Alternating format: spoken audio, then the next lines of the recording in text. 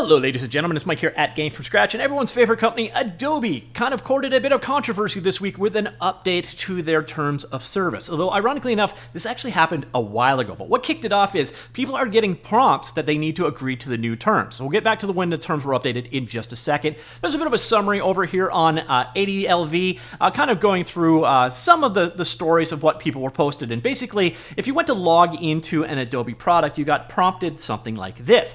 Updated terms of service. We have made some changes to the Adobe General Terms of Use regarding the use of software and services, including, and then the highlighted point is obviously the big concern here, clarified that we may access your content through both automated and manual methods, such as for content review. Well, that's not good. And it's come in a couple different forms. People got the same response here. And then interestingly enough, and this is actually kind of funny, it comes down later on. It's also hilarious. I find I can't get a hold of your support chat to this question unless I agree to the terms beforehand, and you can't install Photoshop until you agree to the terms. So that's a catch-22 and a bit. So yeah, this is kind of the controversy. Things are coming out, and basically someone from the Substance team actually responded to this. That would be Jeremy Noger, I'm guessing. We are not accessing or reading Substance users' projects in any way, shape, or form, nor are we planning to have any means to do it in the first place. I fail to see the point of doing so, and every serious company in the industry would drop us immediately if that is the case. And that actually kind of sums up the stakes here. If this is the case and they're actually reviewing your content manually or systematically, especially if they're using it to train their own AI, who would ever use their products anymore? Well, we do have to keep in mind, Microsoft just admitted that they want to add nonstop spyware that's going to record everything you do. So if you give an evil corporation the ability to do evil, they will do evil. So yeah, it would be really stupid, but that doesn't mean that they didn't necessarily do it. So I guess the proof is in the pudding here. This is the actual terms of service update. So this is the Adobe General Terms of Use. You get this link from pretty much every single Adobe product out there, and there are a couple of key areas in here. Now, again, interestingly enough, this change was made on February the 17th. The reason why it is causing a furor now is it was on the 4th and 5th that people started getting the request that they had to approve it. So, you know, you can change these things behind the scenes, but until they're actually surfaced to the artist, you're not going to know about the insidious changes that were made. And on top of that, the fact that they can just change something like this is always a little bit on the disturbing side. So the key parts here are twofold. So first off is this access to your content.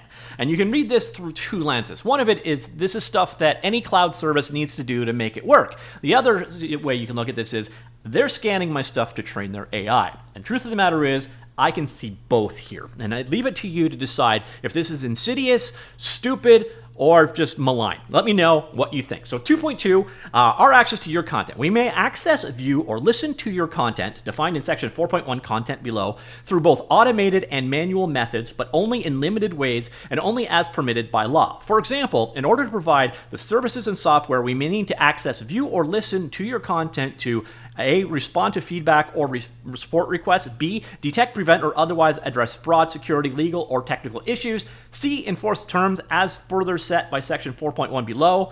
Okay, so nothing too scary there so far. Our automated systems may analyze your content in Creative Cloud customer fonts defined in section 310, Creative Cloud customer fonts below, using techniques such as machine learning. All right, now here's where it starts to get a little iffy. Such as using machine learning in order to improve our services and software and the user experiences. Information on how Adobe uses machine learning can be found here. We'll get back to that one in just a minute. But this last sentence should cause literally everyone to be terrified. Because what they're saying here is, we want the right to analyze your content and Creative Cloud fonts using techniques such as machine learning in order to improve our services and software and user experience. You could read that as, we're going to use your content to train our Firefly AI. And then really, there's not even an alternative interpretation here. They could use it for other reasons as well, but this is what you would legally be granting them if you agree to this. So I can definitely understand how people are a little bit concerned here. Now, the other big part that people are talking about is down here, 4 point, I think it was 2. We will get to it in just a second. So, license to your content. So, solely for the purposes of operating or improving the services and software, you grant us a non-exclusive, worldwide, royalty-free, sub-licensable license to use, reproduce, publicly display, distribute, modify, create derivative works based on, publicly perform, and translate the content. For example, we may sub-license our right to the content to our service providers or to other users to allow the services and software to operate as intended, such as enabling you to share photos with others. Separately, Section 4.6 feedback below covers any feedback that you may provide to us. Yeah, that's a license line. There are a couple of ways you could look at it. Let's say that they wanted to add a new feature in it that required them to make a thumbnail of your thing. They licensed out a third party to create the thumbnail of your particular image, and then you sub-license them the ability to do that. I guess that kind of makes sense, although I can understand how you could get into NDA troubles if you have a product like that you're not necessarily wanting them to go through third-party services there. But if you read this just on the face, you are granting them a non-exclusive, worldwide, royalty-free sub-license license to use, reproduce, publicly display, modify, create derivative works based on, publicly perform, and translate the content. There's no ambiguity there. That is terrifying. So I can definitely understand how people are looking at both of these things, and it comes down to, trust me, bro. It's Adobe. Trust me, bro, and Adobe just do not go together. So the ambiguity here, you definitely, you can see it that where people could definitely have some concerns here. So we go down here. This is their multiply referenced, their machine learning here. And it's about how do they actually use machine learning, what you can expect, and so on.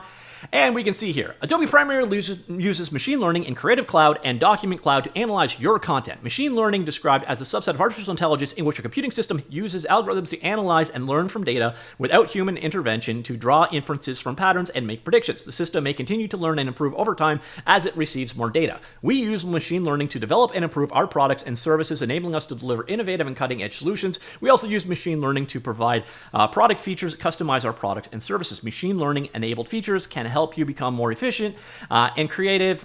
For example, we may use machine learning-enabled features to help you organize and edit your images more quickly and accurately. With object recognition in Lightroom, we can auto-take photos of your dog or cat. So how do they learn what a dog or cat is? Oh, by looking at your other photos of dogs and cats. Like, that's the double-edged sword here.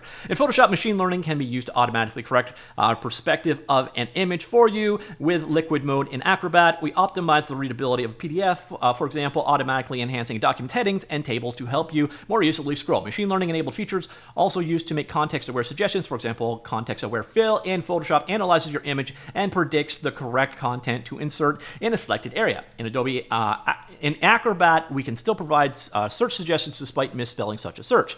So how do they analyze your content? Well, the good news here is the line number 2. We don't analyze content processed or stored locally on your device. So there's that. So they're not scanning the content on your device, although it was pointed out, interestingly enough, if you scan currency inside of Adobe, it will automatically lock you out. So there is a certain amount of scanning going on there as well.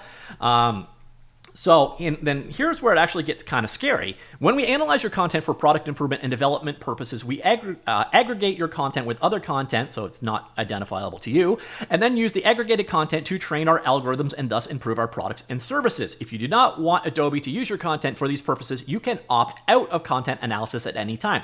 By the way, you need to opt out of this. By the way, go opt out of this. But you'll also see there are also exceptions there. And then we've got some other scenarios in which they could potentially use your content, feedback, improvement programs, content that was made public, and so on.